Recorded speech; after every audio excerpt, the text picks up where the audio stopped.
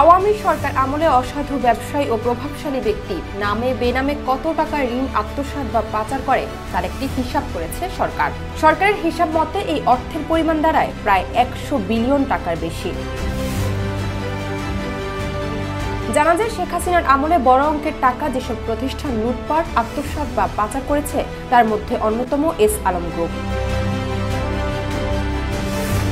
বাংলাদেশ ব্যাংকের governor Ahsan H Mansur বুধবার ইঙ্গিত দেন যে এস আলম সিস্টেমেটিক্যালি ব্যাংক থেকে অর্থ লুট করেছেন।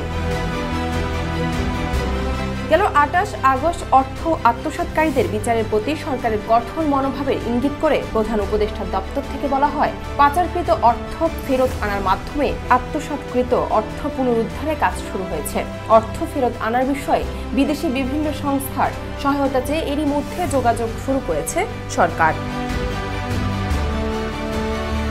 শীঘ্রই ব্যাংকিং কমিশন গঠনের কথা উল্লেখ করে প্রধান উপদেষ্টার দপ্তর থেকে বলা হয়, কমিশন সংশ্লিষ্ট প্রতিটি ব্যাংকে তদন্ত সাপেক্ষে প্রকৃত চিত্র প্রকাশ করবে এবং ব্যাংকগুলো পুনর্গঠনের জন্য 6 মাসের মধ্যে একটি বাস্তবায়নযোগ্য রোডম্যাপ প্রণয়ন করবে।